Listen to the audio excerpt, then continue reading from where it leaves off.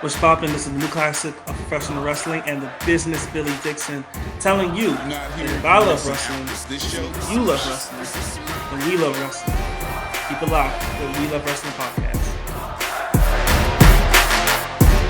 Welcome to the We Love Wrestling Spot. My name is Tré D. I got Nicole with us from Down for the Count. And today we have someone who I've seen over a year ago. Every time I see him, what he does, he's progressing for what he's out here talking about in wrestling. He has the passion. He's making changes in the business. If you don't know, he calls himself the future of pro wrestling. We are with Mr. Billy Dixon. How are you doing today? Great. How y'all doing? Thank you for the nice introduction. Just being real with you, sir. So my first question I always ask before we get into it is, why do you love wrestling, or what started your love for wrestling? Question. You're actually gonna take a little bit journey, so I find better lighting.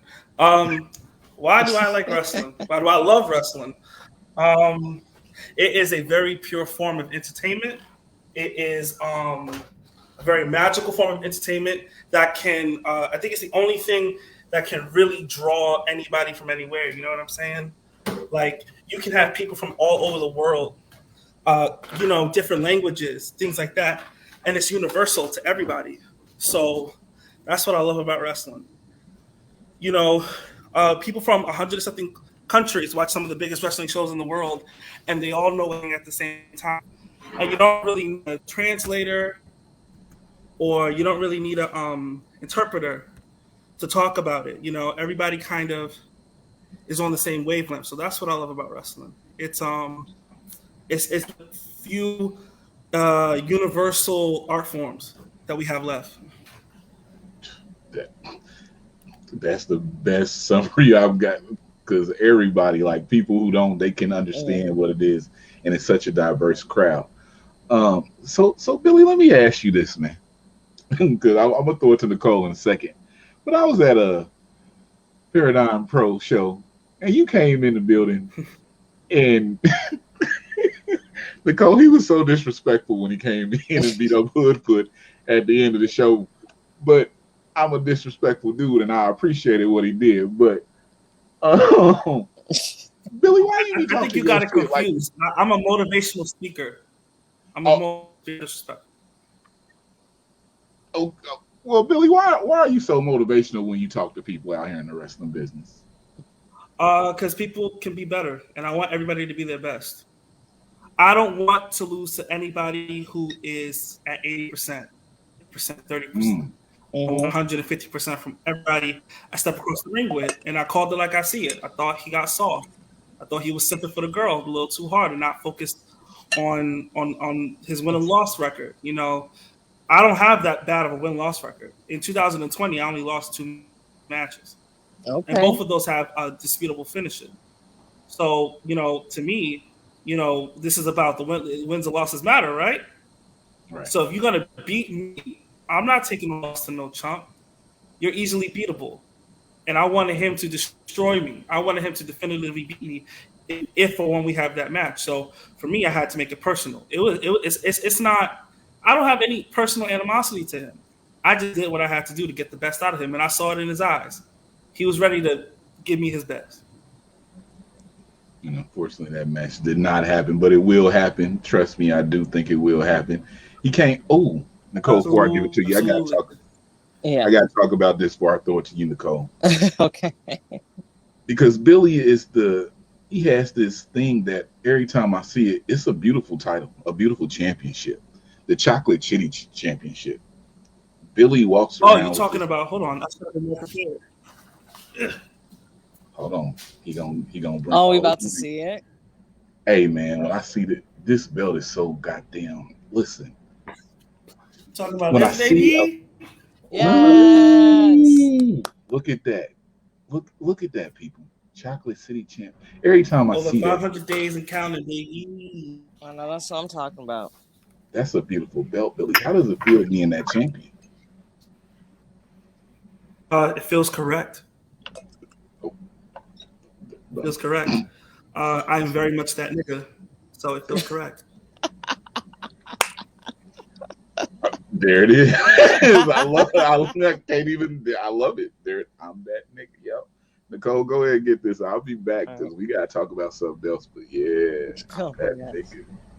So it's good talking to you again, Billy. It's been, I think, a year. It's been almost a year since last time we talked, and just so much has been going on within wrestling and with you in general.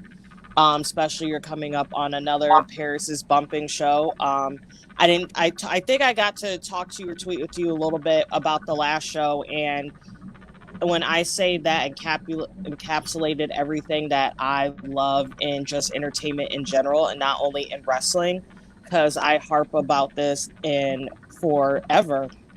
Wrestling is performance art. Wrestling is theater. Wrestling is camp. It is so many things. And just to see literally everything, when I say, and I don't say this often because I'm overly critical and I feel like you kind of have to be where fans within these spaces. And I top to bottom, that show was damn near perfect in my opinion. I'm not just saying that just because we have you on there. That was just my opinion. That was hands down one of the best shows I saw last year. She definitely texted me that. Definitely. Thank you. I really appreciate it. Thank you. I really appreciate that. So coming up on another one, especially not having to have a lot of the restrictions that you had at the last show.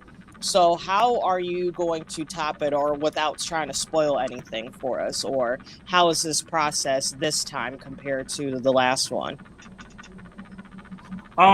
So I would definitely say that I personally, without the death and all that kind of stuff, I have a gratitude for the COVID first chapter. I think we have a couple chapters of this left to go, but that first chapter really had to push your creative capabilities. And you have to really think outside the box, Usually the box is we all have a venue, we put a ring in there, we put fans around, and that's pretty, And for me, I was taking notes and seeing how mainstream media was adjusting to the changes that have been going on. So, I took notes. I watch, and I don't watch award shows anymore, but I watch like the VMAs and I think the BET Awards and how they adjusted, how they shifted, how they moved in order to incorporate that for Paris is Bumping #1, because to me, I knew in my head that it would have to resemble the version of like the VMAs, more so than what I had in my mind originally. So segmenting things off, creating cinematic elements, making it within its own universe, and more based on acting performance, and then also, the great gimmick that is No Ring Wrestling, which is originated by Casanova Valentine out of Brooklyn, New York. That to me was really challenging, but I feel like that's where I think the genius, I guess, of that first show is from having to come up with something. I think with the second go around was the feedback was so overwhelmingly positive and hard to accept even now, all this time later, because like I don't think of it as perfect and of such a high caliber of praise, but that was a lot of the feedback. So how can I replicate and possibly surpass that? And it was creating elements and dynamics, what is inspired on ballroom culture in a pro wrestling space, without the two clashing in a way that is jarring to the viewer, So for me, it was finding the right way to marry them in the way that the show is written, in the way that, me literally directing, telling someone, move here, move there, stuff like that, how to make kind of mesh more now that you have 200 people sitting down there giving you feedback in real time. And speaking of marinating ballroom culture within wrestling, I feel like that's starting to get something that's not, I don't want to say as jarring to some folks, especially with the popularization of Pose and Legendary that's on HBO Max right now. I feel like this is kind of the perfect time. And again, like that's something that we always harp about LGBT representation within wrestling. And I feel like a lot of people who are so stuck in one mind frame of what wrestling should be don't realize how those cultures mesh so much more better than some aspects of other wrestling. So how do you feel about that, about also pushing a conversation of what it means to be an LGBT, but also being within the wrestling Mm. environment in general and perpetuating that? Well, I want to be really clear that Paris is bumping, and that culture is specifically and as well as uh, LGBT history, which is Paris is bumping is a black show that is about black members of the LGBT community, black and brown members of the LGBT community, what they created in the 60s, 70s, 80s, that culminated at its peak in the 90s and is having a resurgence nowadays. And that's my love letter to that part of my history personally as a black gay man, you know what I'm saying? And I feel like the question was about representation, right? Yes. I feel like for me, and this is how I felt about pride shows in general. I feel like they're really whitewashed for the most part. I feel like there is a I have I'm trying to say the right words to not piss my friends off. Sometimes I feel like even with the pride shows that are notable and large, and sometimes it still can feel sometimes that we are molding ourselves and trying to assimilate to white heteronormative bullshit still. Um, and that really is I don't really jive with that. I try not to. I try to be as authentic to myself and who I am as possible.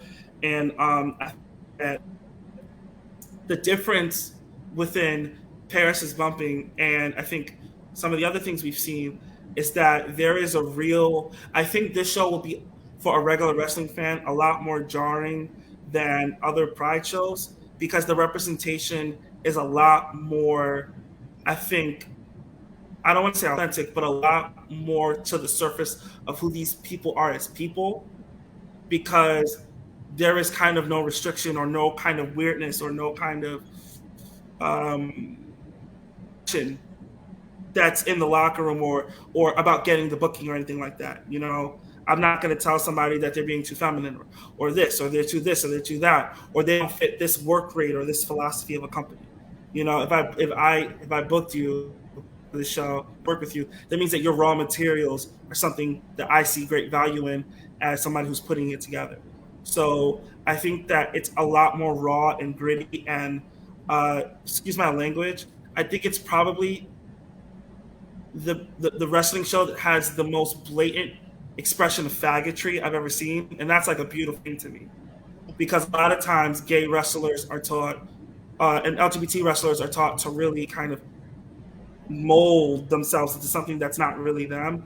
And on this one, it's really, I mean, it's, I've watched the show 10 times. It's still jarring to me. And I know these people, you know what I'm saying? Yeah. So for the average viewer, it's going to be really intense. And I'm really excited to see some of the reactions.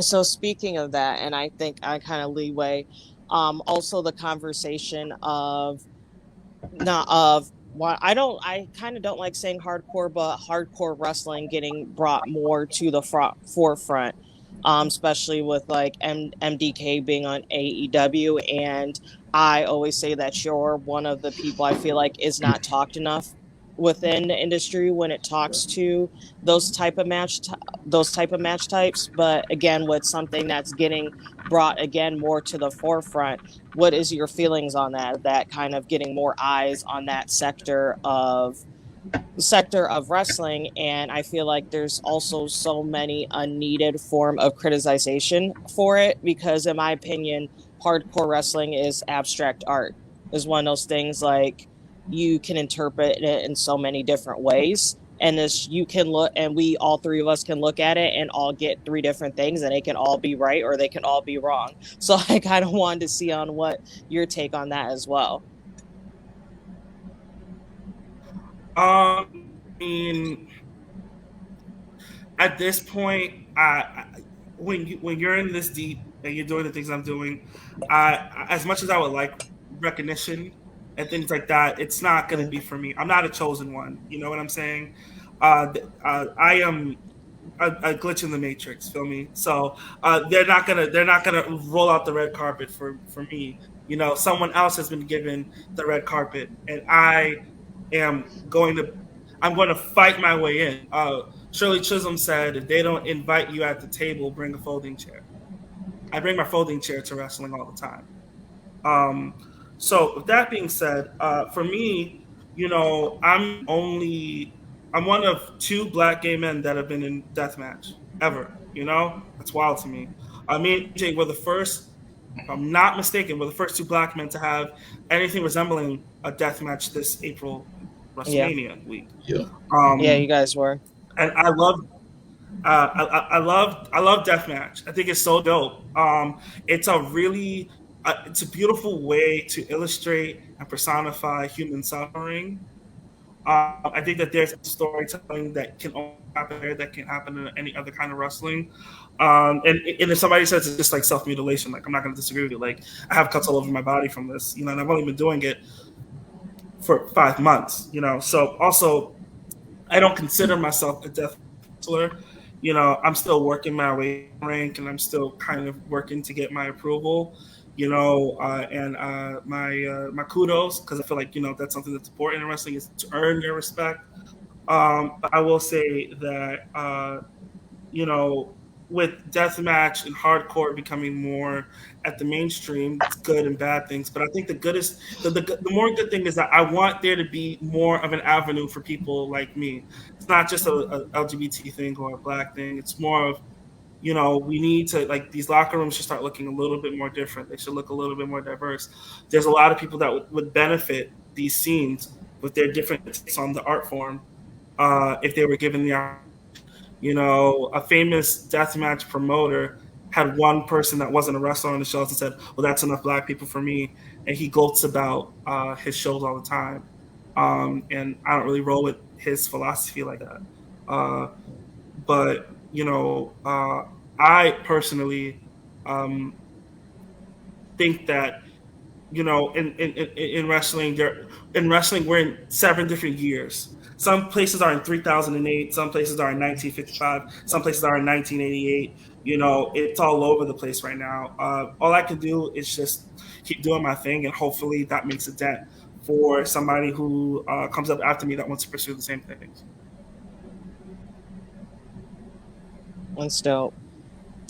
And I think that's all it said, is just all it is just about, and not just representation, because I feel like I don't like shallow representation, especially within wrestling. It's just representation that is authentic and actually showcases people and creates more avenues for them. Because I feel like sometimes people will be like, "Oh, we have diversity and we're inclusive," and then you got like one Latino. No offense, like you got like 10 people from Japan and you got one black person. So it's just like, are you really diverse? You just like put a bunch of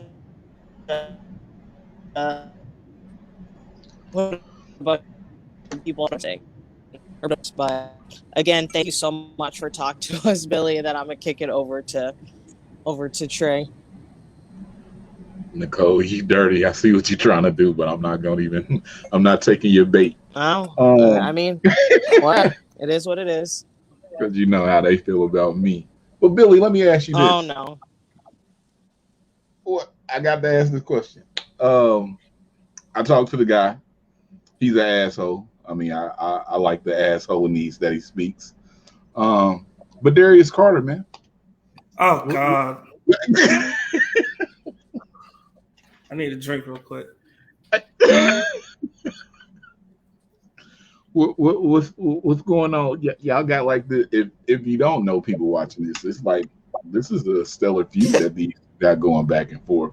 When Darius talks about Billy, it's kind of psycho the way he looks and how happy he gets. So it impresses me. It's weird, right? Yeah, man, he was like, it was crazy. So I have to ask you how you feel about this guy, because I don't know. You know that song? I always feel like somebody's watching me. It's like that's the vibes, you know. Rockwell. Yes, Rockwell. Rockwell. It's strange because, like, you know, he thinks that I'm like a disgrace to wrestling, and I'm just trying to do me, you know. And he got a problem with that, and I think he thinks that Paris is bumping, and things I'm trying to do are a disgrace. But it's like you at these sold out shows too. Why are you mad? Why are you mad? Like you low key winning too. Like you're, you know, you know, we're a lot more similar than he wants to see. Like I was disrespected. I did a show, you interrupted me, you know, and then you got homies now to jump me, which I think is strange because I don't know what their issue is with me. They think I don't take wrestling seriously. Well, sometimes wrestling doesn't deserve to be taken seriously. Sorry, like I'm not some idiot that wants to watch a bunch of wrestling matches that look like Swan Lake all the time. Like I have a life, you know. But you know, oh shit. Yeah, I've seen it. Okay. But I will say this, you know, like you know, he wants to start a war. I am more than happy to finish it. And you know, we can keep doing this. You know, I'm petty. I got time. And I can keep reclaiming my time. So we can do this till we're both in our 70s. That's totally fine with me. But you know, it's as sick as it is, you know, and my matches with him are very brutal and very physical. He's taking me to my limits. He's an incredible professional wrestler. He's one of the hardest hitters ever fought. And I think we bring the best out of each other. And we've had, I think we're 2 years in a row match of the year candidates. So it's like, you know, as much as I hate you, I kind of need you because you bring out the best in me, and I think I bring out the best in him. So there we are. So when I talked to Darius, you know, he told me it was a match of the year candidate. I had watched some of the show. I watched y'all match already, so I went back to watch the rest of the show. And Paris is Bumping came out last October, I believe. Yep. Like Nicole said to me, it is one of the better shows that I've seen. Nicole called Billy's that nigga, but Nicole was like, you a nigga, so you not gonna probably dig everything going on in the show. You know, I didn't have no issue with it. I was just, this is new to me and everything, and I actually enjoyed it. So I'm looking for Paris is Bumping Solid Gold 21. It's Solid Gold 21, right? Yeah, okay. Yeah, that's it. Now, Billy, we talked about death matches, but some of the people that you challenging out here, I'd be like, Billy got a death wish. Your match with AJ Gray, great match Mania weekend. I was there live to see that. But some of the things that you're doing, sir. What do you mean? I mean, like, I feel you because you got passion and you're doing your thing, but I know you're not scared of nobody, but man, the art of the death match, some of the stuff you're doing, like when I watch a death match, and let's keep in kayfabe, when I see that, I'll be like, man, Billy, don't do this, Billy. This ain't it. And then you go out there and you impress. More people become fans. So, in all honesty, continue to do it. But does that give you like a thrill when you out there in that death match? Because a lot of stuff that y'all doing out there, I'll be like, I don't think I could do it. I'll probably get too serious with these people. I feel very special when I'm out there in the death match. There's a rush that I can't explain. There's a thrill that is immeasurable. It is the closest I've ever felt to God. I'll put it that way, in the worst way and in the best way. the closest I felt to God was in Death Night. Oh, I think he was. I think I might have been called home a couple times, and he said, "Not yet." So.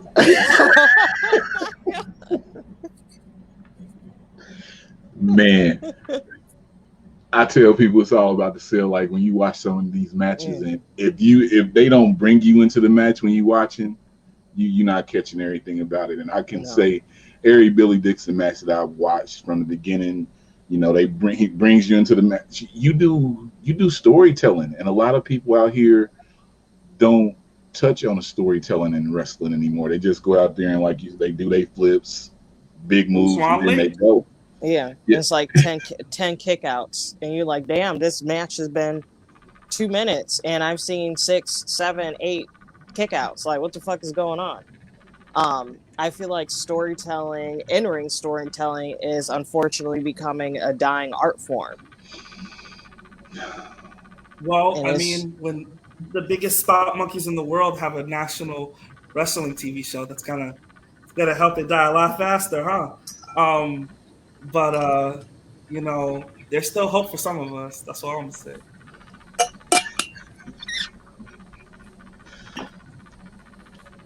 I'm gonna just drink my water. I don't want to choose violence. Oh man! But I look for you. Everything.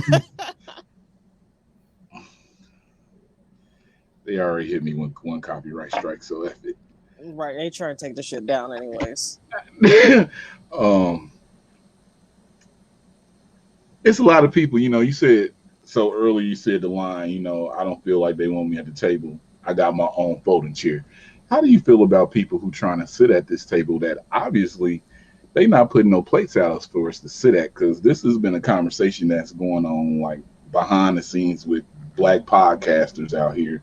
And I see the Black wrestlers out here talking about it. And, our platform, we about the wrestling, but I tell them like, we gonna promote the Black wrestlers first because Black wrestlers matter. How do you feel about people trying to get at a table that wasn't made for us and everything? I mean, I wish we would all just put our resources together and make a pitch to, one of these Black stations. I mean, I would retire if I got a job to create a TV show for Centric or for Zeus or for anything. I would take if it meant that we could all eat. I would take that sacrifice. But at the end of the day, man, some of these people got kids. Some of these people got bills to pay. Some of these people got sick relatives. As much as I wish we could all be martyrs and shit like that. That's not realistic. And some people go on to prosper. There have been some strides made, but there always is a but after that, right? Like so and so wins the world championship, but then their run was really bad. So and so wins their first main event, but then they have no consequence after. So and so signs a contract, but then they do nothing with him. We're really not getting to the point where this Black excellence we're trying to achieve is consistent and constant. It's like spurts, and they're really small and really finite. They're not expansive, and that goes from the mainstream to the top indies and all the way down. It's really hard for some reason. For some reason, it's really hard for Black wrestlers to continue a continuous streak of being excellent without there being, a really questionable hiccup in their road. If everybody's calling somebody the best wrestler in North America and then he wins a championship, why does he only hold it for like 2 months? If a Black woman main events the biggest wrestling show in the world, why hasn't she main evented since? If a Black woman is the world heavyweight wrestling champion, why aren't all the biggest independents coming together to feature her at her championship? But thank God the PWI is rectifying some of that, right? So it's like when we really sit here and we really think about just sitting at the table, I would like for people to realize that at some point you have to realize if something's not working, you should try something else. But I don't think people are there yet, which is fine. Get yours however you get it. I can't tell you how to provide, but you know, there's only so much I'm going to do to try to work with somebody. You know, there's only so much disrespect I'm going to take. There's only so much I can't do that for your brother. You know, before I just go, fuck it, I'll do it myself, and I did. You know, wrestling, that's frowned upon. I'm 26 years old, and I'm running some of the most viewed independent wrestling in the entire country. You know, I'm like, I have some enemies. You know what I'm saying? But like, you can't piss on my leg and tell me it's raining. That's how I feel about this reputation thing. You can't tell me black wrestlers don't draw. You can't tell me you can't tell me that LGBT wrestlers don't draw. You can't tell me that women are not drawing. You know, look at this, right? I'm gonna ask you a question. Let's say a hypothetical situation. Let's say a black gay wrestler has the most talked about match WrestleMania week at a promotion, and then it's followed up by not being booked by that promotion to wrestle. What does that tell you about the system? Oh, I've actually had this conversation. Yeah. The system, you know, if wrestling is a meritocracy, you know, you work hard, and it's like everybody says, you work hard and you bust your butt, this, that, and the third. If a wrestler works hard and he busts his butt, and he's talked about more than the biggest payoff of an independent angle of all time, right? And the follow up is we have nothing for him. What does that tell you about wrestling? You know, it's not about if you're doing good. It's not about getting over. It's people with the paintbrush, and they want who they want to succeed. And there are some of us, you know, of different colors and creeds and orientations that are willing to make ourselves acceptable. And there's some of us that don't. And if you're acceptable, you're more likely to get those opportunities. But you're not really causing change because you're not disrupting a system. You're not disrupting a system. You're aiding it. You know, when we have more roughhousers and more shit stirrers like myself and so many other people I know getting into these places and really being like, fuck you, no, we're not doing these dumb ideas that are tired and old. Then that's when change can come. Then that's when wrestling can go back to when it was actually popular instead of us marking out over 77,000 more viewers of a show a week. I mean, it's kind of pathetic. You know? Man, he's spitting facts. Best wrestler in North America, 2-month reign. Woo-wee. That Matchmania weekend. I'm glad you said it because I didn't understand. I thought you was gonna be back on the show. I did too. And I think we all did. I was like, why is he not? I'm like, what's going on over here?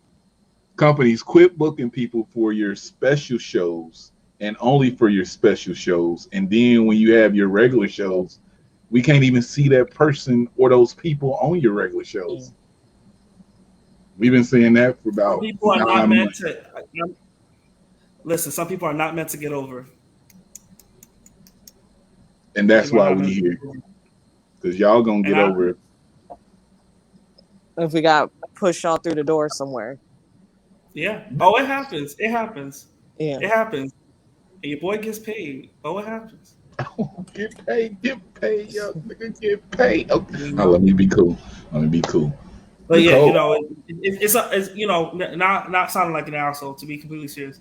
It's an uphill battle, you know.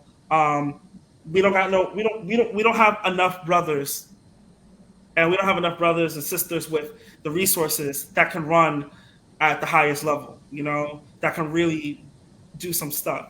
We're not there yet. So, you know, it's so vital to support, you know, the people that are creating the wrestling you wish to see in the world. Because if we just keep going with the status quo, like, you know, we're not gonna change nothing. It's a change coming, people. We tired of the same things that everybody watch on TV. I try to keep up with the stuff on TV, but it's hard. It's very hard. Yeah, I tune in and I play the game of how long can I watch this before I get bored, and then I'll time myself, and I'm like, I might last 10 minutes, might last 15 minutes. Hey, they might hook me, and I might stay my ass on TV for an hour. But I do end up changing eventually. But Yeah, I just make a game out of it. I just do enough to see, for engagement and to catch up what's going on in these main streets, and then I tune my ass out and I go watch some shit I actually do like. In these main streets. Billy, I do this to everybody before we go into our last thing. Nicole, you got any questions before we go into our last two spots on here with Billy? Nothing that I can think of, but I'll probably think of something stupid and I'll just tweet it to you because that's what I do. Because that's me. Because I don't care. And I'll ask anything. Yeah, so that's why. And I was like, and I don't know. I just do that. But again, I'm just excited for Paris is bumping. I'm hoping, because obviously I've been stuck in this part of the world for a minute. I'm hoping I can make it out to the next one you brought about. So fingers crossed. But I know it's going to be popping. And again, thank you so much for speaking with us again, speaking with me again. And we're just going to continue to push the envelope and create chaos. Wait a minute, Nicole. We gonna be in Chicago around the Labor Day weekend. And I'm only being in Chicago for like 40 hours. So what day in Chicago? I know Billy got some shows that he was announced on that weekend also. Oh, and I gotta be gay John Cena? Yeah. Huh? Wait, what? Gay John Cena? What's going on? Oh, I'm on the Big Gay Brunch. Oh, you gonna be gay John Cena though? Yeah. I might win.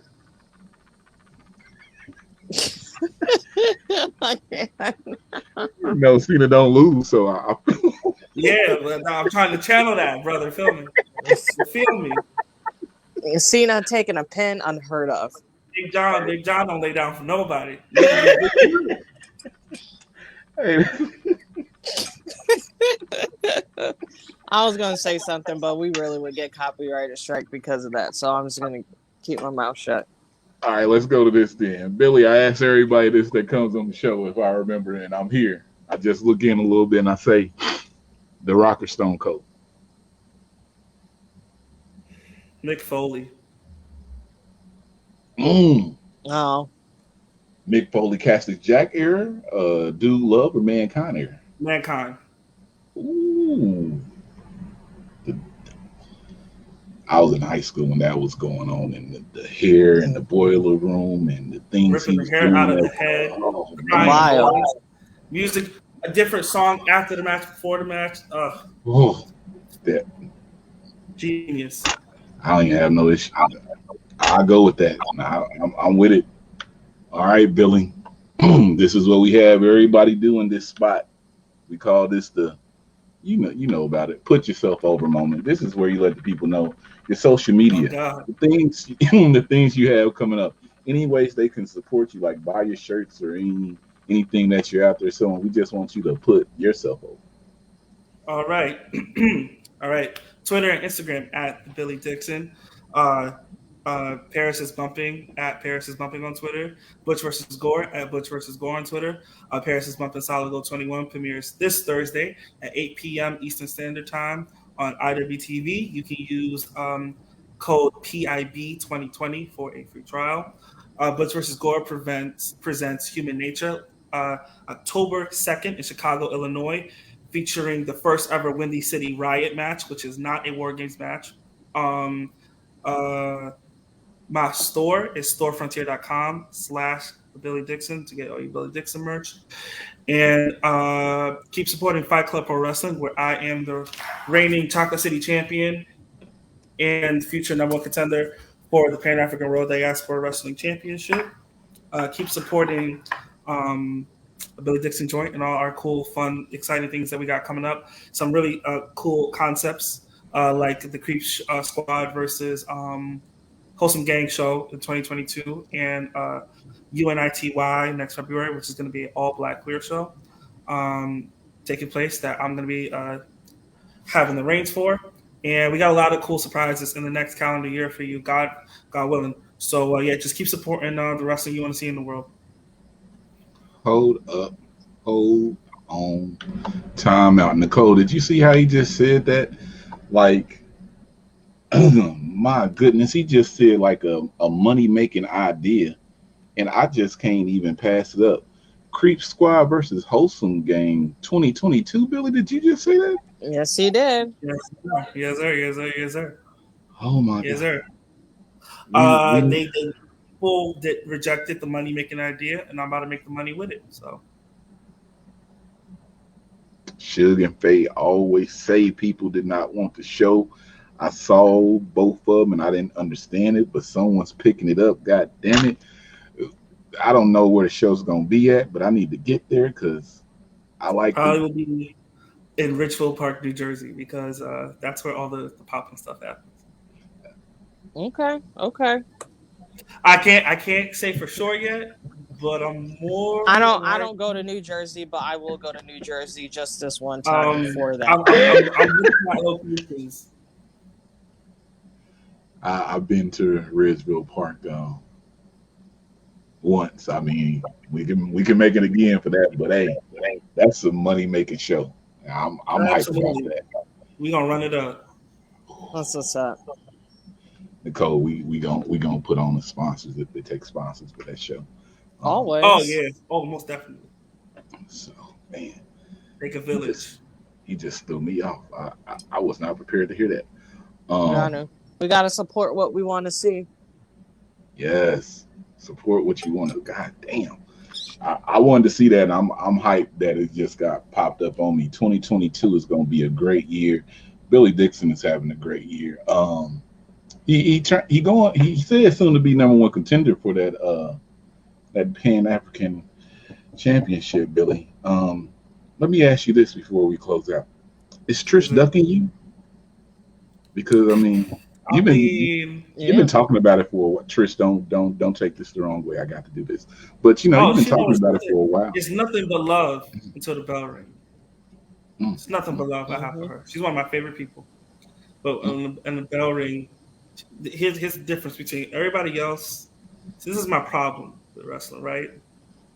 Everybody else has all this respect and admiration, and it looks like they're a bunch of marks for the champions and shit. You know what I'm saying? That means I get more money. That means I get more clout. That means that people got to put some more respect on my name. Period. So I hope Trish knows that everybody thinks that she has something I want, but when I finally step across from her in the ring and the match is over, she and the whole world will realize that I took what I need. I love it. See, this is the type of shit with wrestling that gets me when I. Oh. And he's real about that. He's not just saying this shit. Billy's real. He's that. Oh my goodness, I Trish. can't wait. It's gonna be me. I'm the one to take it. As soon as that bell rings, it's over. She has no idea. Oh man. I love to see it. Oh man, Nicole, I gotta ask you again. He threw me off with the wholesome squad gang and creep gang. Also. Yeah, wholesome, whatever they are, fake wholesome people. No offense to y'all. Um, cause they're nah. Let me stop before she'll get mad at me. But Billy, I like I said, just everything that you're doing. Like I'm a wrestling fan. I appreciate seeing what you're doing. Even saw you tweet the other day. Big ups to you going through your sobriety thing, putting down the cigarettes. I saw something where and sticking with that because, a lot of people do have issues with that. So pulling with everything that you're doing with there, I see you making yourself a better person and more people are Appreciate getting it. to notice you. And I'm just happy to see all the things that are coming and happy we was able to have a conversation a year ago with Nicole. And then a year later, you're here talking with us, and I'm just happy about that, sir. So thank you again. Absolutely. I like this was a very real conversation. I wish more of some of my interviews could be a little bit more real. So I'm very Well, grateful. Thank you both so much. well, we appreciate that. And again, it's like we said, we support. We're at the point, and I think again that I was harping about this at the point that we need to start making an avenue for us and making a pipeline so we can see what we want and see what needs to be shown. at this point. So it's like just putting in the work, and it sucks, but you know, I like a little bit risk and reward, and I don't like losing because I'm a Scorpio. So you know, I'm just gonna keep doing it until there's a winner that comes up eventually. Scorpio gang. Nicole, thank you for joining us. Billy, thank you. And I'm Tré D, and like I always say, if I love wrestling and you love wrestling, then we love wrestling. It's too sweet for the culture.